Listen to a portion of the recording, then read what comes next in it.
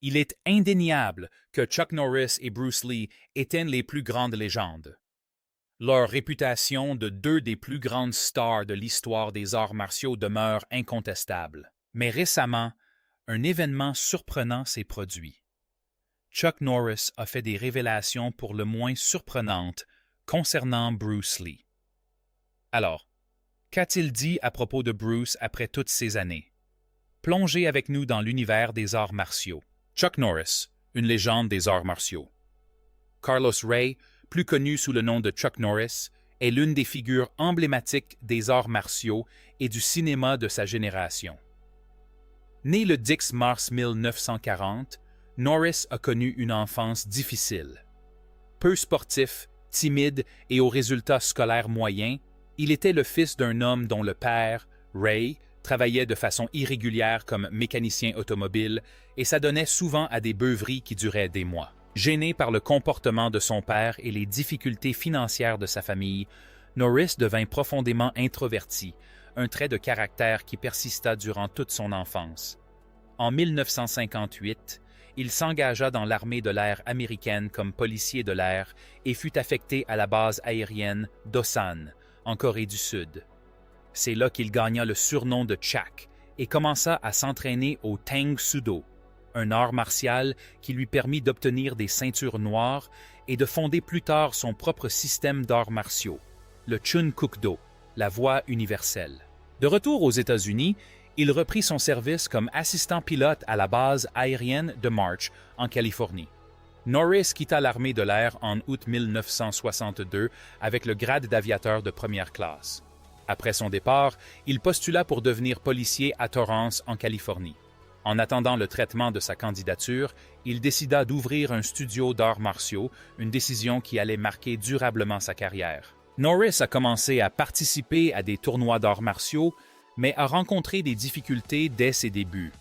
Il a perdu ses deux premières compétitions, s'inclinant au point face à Joe Louis et Alan Steen, puis a subi 3 défaites contre Tony Tulliners aux championnats internationaux de karaté.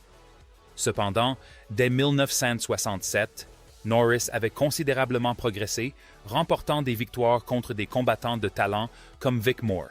Le 3 juin de cette année-là, il remporta le tournoi de karaté 1967, après avoir vaincu 7 adversaires, dont Skipper Mullins en finale.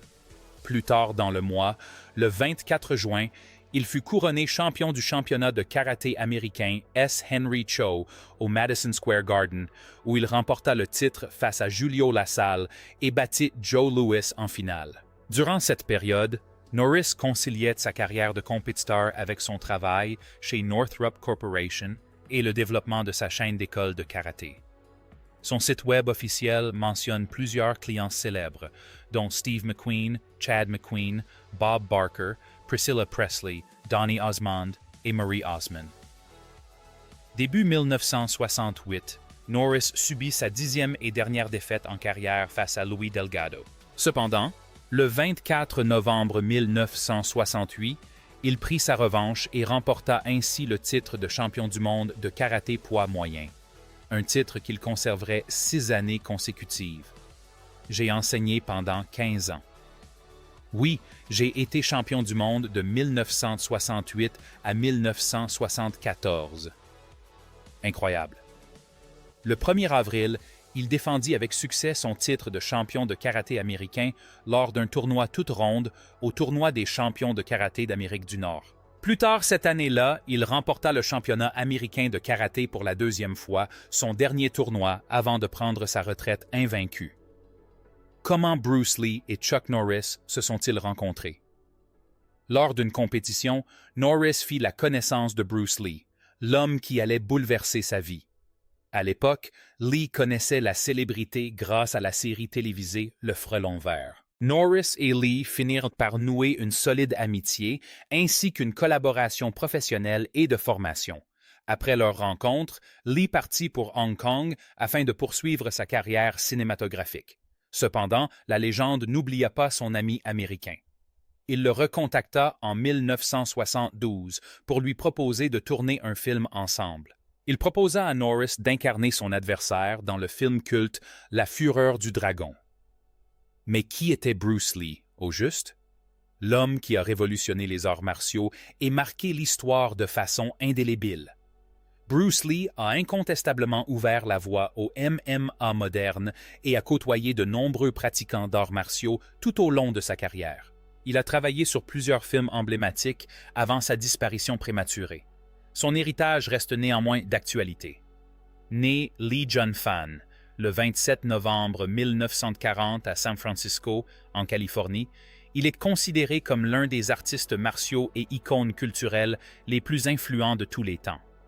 Malgré sa disparition prématurée à l'âge de 32 ans, le 20 juillet 1973, ses accomplissements et sa philosophie ont laissé un héritage durable qui continue d'inspirer des millions de personnes à travers le monde. Le parcours de Bruce Lee a débuté à Hong Kong, où sa famille s'est installée en 1941. Enfant acteur, il a joué dans près de 20 films chinois, révélant un charisme naturel. Parallèlement à sa carrière d'acteur, il a étudié la danse et s'est entraîné au Wing Chun, un style de kung-fu, jetant ainsi les bases de ses compétences en arts martiaux. En 1959, Lee s'installe aux États-Unis et étudie à l'Université de Washington, où il commence à enseigner les arts martiaux. Son approche novatrice mêle les techniques traditionnelles à sa propre philosophie, donnant naissance au Jeet Kune Do, ou la voie du point intercepteur. Sa première apparition majeure dans les médias américains se fait dans le rôle de Kato, l'acolyte acrobatique du Frelon Vert. Bien que son rôle lui ait valu une reconnaissance internationale, Hollywood offrait peu d'opportunités aux acteurs asiatiques, ce qui incita Lee à retourner à Hong Kong au début des années 1970. Il y devint rapidement une star grâce à des films d'action comme The Big Boss et La Fureur du Dragon, dont il écrivit le scénario, qu'il réalisa et dans lequel il interpréta le rôle principal. La Fureur du Dragon contenait une scène de combat désormais légendaire entre Lee et le maître des arts martiaux Chuck Norris. Aujourd'hui encore, ce combat reste l'un des plus légendaires jamais filmés, celui de Bruce Lee dans La Fureur du Dragon. Parmi tous les affrontements mythiques entre icônes du kung-fu et des films d'arts martiaux, rares sont ceux qui égalent la renommée de celui entre Bruce Lee et Chuck Norris. Leur combat dans La Fureur du Dragon est devenu culte auprès des fans de films d'arts martiaux, notamment grâce à l'immense héritage de ces deux hommes. Leur duel inoubliable a eu lieu dans La Fureur du Dragon, produit par Golden Harvest. Il s'agissait du troisième film d'arts martiaux de Bruce Lee et de la première apparition de Chuck Norris au générique. Malgré un rôle peu développé et une présence limitée à la fin du film, Norris figurait en deuxième position au générique, soulignant ainsi l'importance de sa performance. Le personnage de Chuck Norris, Colt, est un combattant engagé pour affronter celui de Bruce Lee dans un duel à enjeu élevé au Colisée de Rome.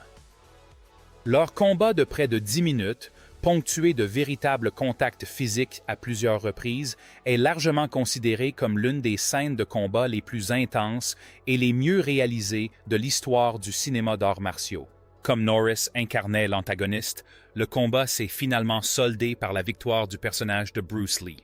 Chuck Norris était souvent interrogé sur sa relation avec Bruce Lee lors d'interviews. Les deux hommes se sont rencontrés pour la première fois en 1968 lors d'un tournoi de karaté et sont rapidement devenus amis.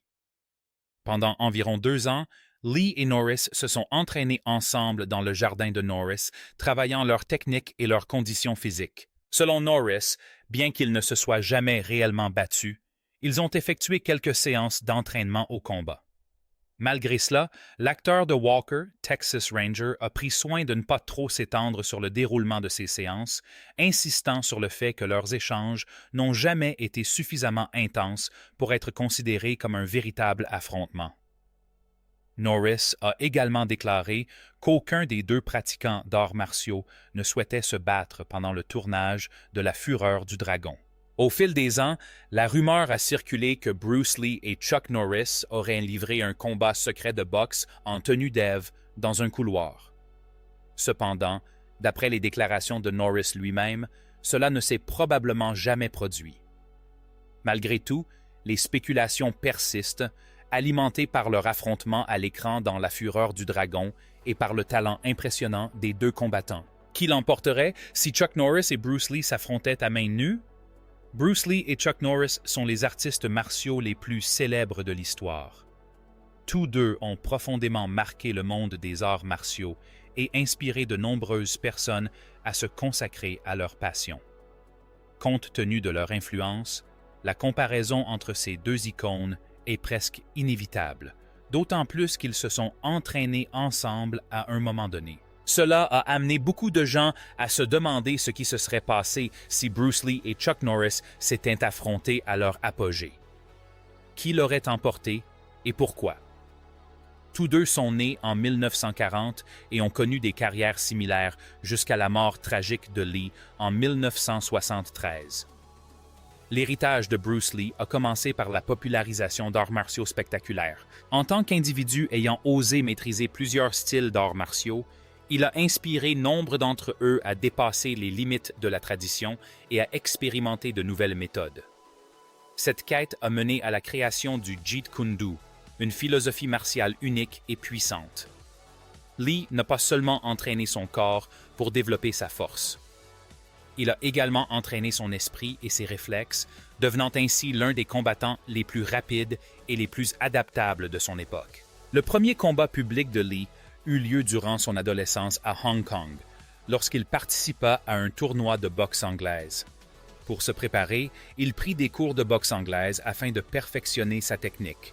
Son école organisait des tournois chaque année et, dès sa première année, il créa la surprise en battant le champion en titre, Gary Helms, en finale. Mais avant d'apprendre la boxe, Bruce s'était déjà entraîné au Wing Chun Kung Fu auprès de Wang Shanleong et Dip Man.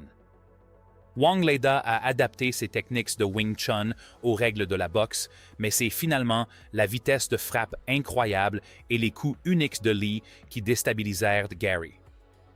Selon les spectateurs, Helms encaissa les coups comme Rocky, refusant de s'effondrer.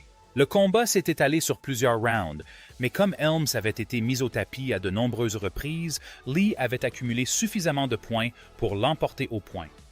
La victoire de Bruce Lee sur Gary Helms fut sa première et dernière participation à une compétition, et les raisons de son abandon définitif restent un mystère à ce jour. Cependant, en dehors du ring, Lee était loin d'être un novice en matière de combat. Ayant grandi à Hong Kong, il se retrouvait souvent impliqué dans des bagarres de rue, ce qui le poussa à commencer l'entraînement aux arts martiaux à l'âge de 15 ans. Ses maîtres de Wing Chun s'efforcèrent de perfectionner ses techniques pour qu'il puisse s'améliorer. Mais Lee était naturellement attiré par le combat réel, sans règles. Il se sentait plus à l'aise dans des affrontements imprévisibles et à haut risque que dans des compétitions structurées visant la victoire et la gloire. Une vision qui a fini par façonner la philosophie du Jeet Kune Do. Et puis, il y a Chuck Norris. Après le lycée, Norris a emprunté une voie différente. Il s'est engagé dans l'armée de l'air et a été stationné en Corée où il a commencé à étudier le Tang Soo Do. À son retour aux États-Unis, il a travaillé pour Northrop Aviation tout en donnant des cours de karaté. En 2 ans, il s'est consacré à l'enseignement à plein temps et a fini par diriger plusieurs écoles d'arts martiaux. Ces deux hommes étaient des combattants exceptionnels, chacun avec une approche quelque peu différente des arts martiaux. Mais si Bruce Lee et Chuck Norris s'étaient affrontés à leur apogée, qui l'aurait emporté? Beaucoup estiment que Norris l'aurait emporté, car sa carrière de combattant s'est étendue sur une dizaine d'années. Malgré 3 défaites lors de ses premiers tournois, il est resté invaincu par la suite. En 1966, il remporta les championnats nationaux de karaté et le championnat All-Star. L'année suivante, il devint champion du monde de karaté poids moyen et champion américain de karaté. En 1968, il devint champion du monde professionnel de karaté poids moyen. Et lorsqu'il prit sa retraite en 1974, il était invaincu en tant que champion professionnel de karaté full contact poids moyen. Norris est un ceinture noire de haut niveau, détenteur de nombreux titres en arts martiaux. Il a joué un rôle déterminant dans l'essor du karaté full contact aux États-Unis, avant de connaître une brillante carrière dans le cinéma d'action. Au fil des ans, il a obtenu des ceintures noires en jiu-jitsu, judo et karaté, perfectionnant sans cesse son art. Après avoir travaillé avec Bruce Lee sur un film, Norris fut inspiré pour développer ses propres films d'action qui connurent un immense succès dans les années 1980. Si certains affirment que Norris l'emporterait, d'autres pensent que Bruce Lee l'aurait vaincu grâce à sa vitesse. Cependant, la vitesse seule ne garantit pas la victoire. Le sprinter le plus rapide n'est pas toujours le meilleur athlète, et dans les sports de combat comme le PFL, l'UFC et le MMA, le combattant le plus fort ou le plus rapide ne l'emporte pas systématiquement. Par exemple, Chuck Norris a affronté Joe Louis, l'un des plus grands karatékas de tous les temps, à 4 reprises et n'a perdu qu'une seule fois. Ces combats se déroulaient selon les règles de la compétition, et non dans le style sans règles de l'UFC. Mais ils ont néanmoins démontré la maîtrise technique et l'adaptabilité de Norris. Dans la culture contemporaine, Bruce Lee est souvent perçu comme une figure quasi mythique, dotée de capacités surhumaines.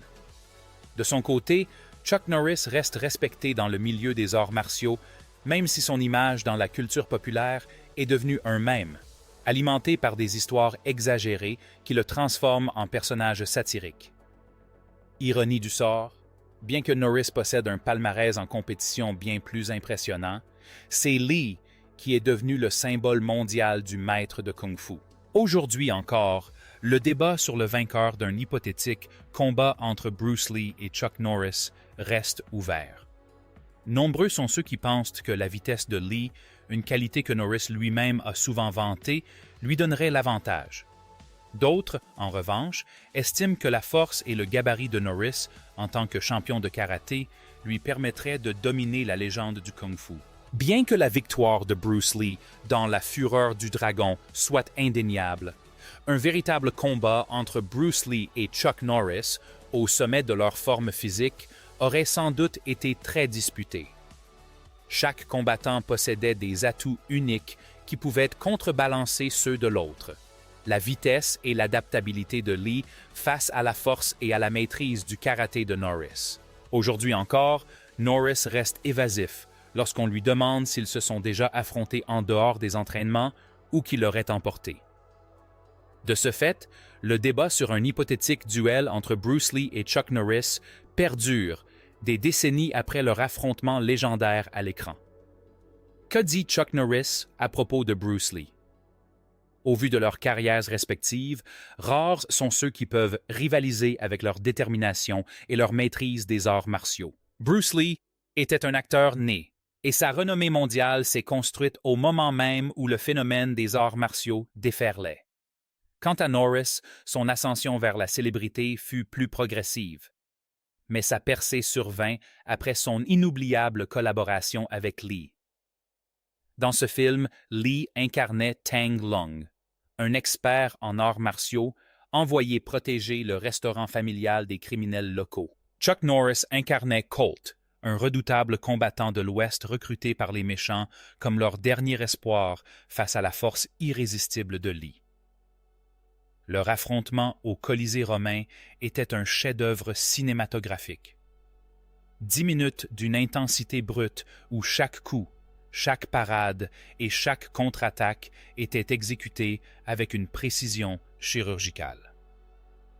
Pour les amateurs d'arts martiaux, c'était bien plus qu'une simple scène de combat. Ce fut un affrontement légendaire entre deux maîtres incontestés des arts martiaux. À l'époque, Norris faisait ses débuts au cinéma.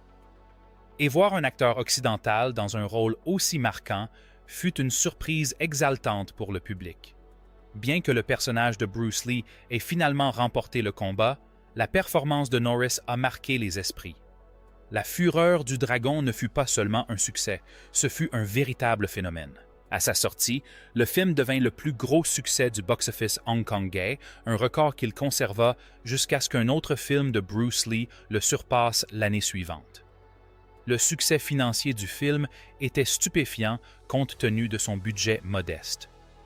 Dans une rare interview récemment exhumée, Chuck Norris lui-même est revenu sur son impact. Ce film a coûté 5,45 $0 à produire, se souvenait-il. Le film a engrangé plus de 60 millions de dollars à travers le monde. Impressionnant, n'est-ce pas? Corrigé de l'inflation, ce chiffre dépasse les 700 millions, témoignant de l'influence durable du film et de la notoriété immense de Lee et Norris. Le combat entre Lee et Norris dans le Colisée demeure l'un des affrontements d'arts martiaux les plus emblématiques jamais filmés. Pas de gadgets, pas de chaises volantes, pas de câbles, pas d'effet tape à l'œil. Juste deux véritables maîtres d'arts martiaux s'affrontant dans une pure épreuve de technique, de vitesse et de force. C'était brut, intense et d'une chorégraphie magistrale.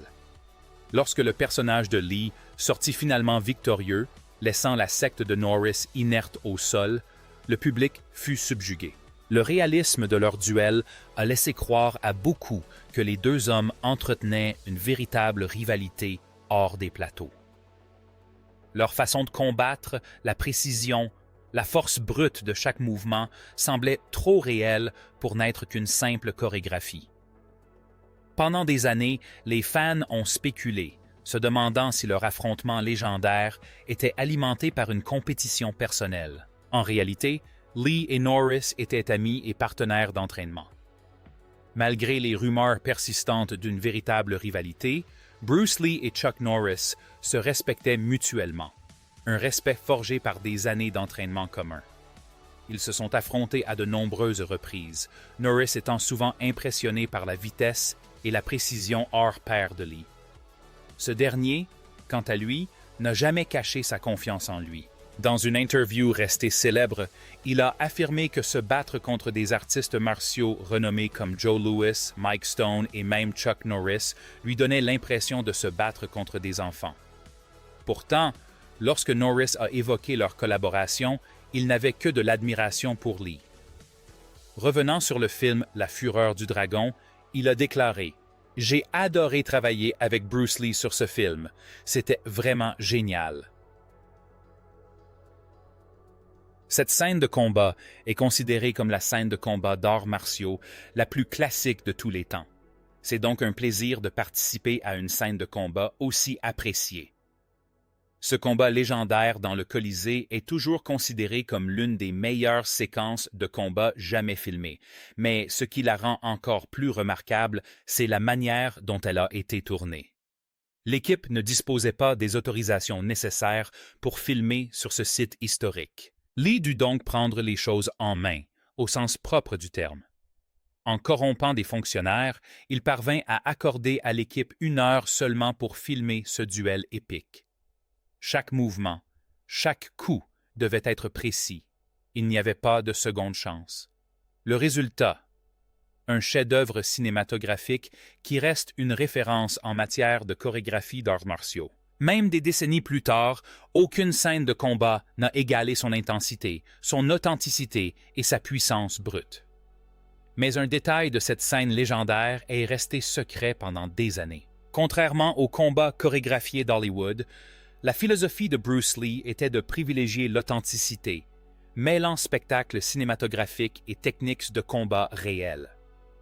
Norris n'a jamais hésité à louer Lee, le qualifiant d'adversaire redoutable, doté d'un physique et d'une technique exceptionnelle, et ajoutant que son assurance et son esprit étaient éblouissants, voire parfois déstabilisants pour ses adversaires. Mais ce qui rend leur combat véritablement unique, c'est la manière dont il a été filmé, sous l'œil vigilant de gardes corrompus, dans un recoin interdit du Colisée de Rome.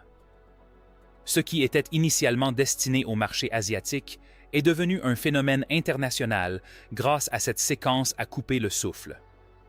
Filmé en plan séquence, le combat a permis aux spectateurs d'apprécier chaque mouvement, chaque contre, chaque respiration. L'histoire d'amour de Chuck Norris et Diane Holchek a débuté de façon on ne peut plus romantique.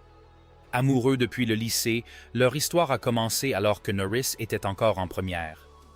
La simplicité et l'innocence de leur amour adolescent se sont mués en un engagement à vie lorsque Norris, en uniforme de l'armée de l'air, a épousé Diane en décembre 1958 à Torrance, en Californie. Leur mariage marqua le début d'une union qui affronterait ensemble les joies et les peines inévitables de la vie. Cette union coïncida avec les premiers combats de Norris, bien avant qu'il ne devienne célèbre. En poste en Corée du Sud au sein de l'US Air Force, il découvrit sa passion pour les arts martiaux. Chuck et Diane eurent 2 fils, Mike et Eric, qui grandirent en voyant leur père passer d'artiste martial rigoureux à star international du cinéma d'action. Malgré les exigences croissantes de la carrière de Norris, qui allait de l'ouverture d'écoles de karaté à l'entraînement de célébrités jusqu'à son passage à Hollywood, le couple resta uni au fil des ans. Cependant, la célébrité s'accompagne souvent de son lot de difficultés. Alors que la notoriété de Norris explosait grâce à des films comme La Fureur du Dragon et L'Octogone, ainsi qu'à son rôle légendaire dans Walker, Texas Ranger, la pression d'Hollywood a mis leur mariage à rude épreuve. Après 30 ans de vie commune, Chuck Norris et Diane Holchek ont divorcé en 1988. Bien que leur séparation ait marqué la fin d'une longue période dans la vie personnelle de Norris, leur relation avait profondément influencé ses débuts. Malgré la fin de leur mariage, Norris a toujours exprimé un profond respect pour Diane et la famille qu'ils avaient fondée. Sa vie personnelle s'est poursuivie avec un nouveau chapitre lorsqu'il a épousé Gina O'Kelly en 1998 et le couple a ensuite accueilli des jumeaux. Kelly a été comme une bouffée d'air frais dans la vie de Chuck Norris, apportant avec elle une nouvelle perspective et de l'amour. Contrairement à la romance de jeunesse qui avait caractérisé son premier mariage, la relation de Norris avec O'Kelly était empreinte de maturité, de respect mutuel et de valeurs partagées.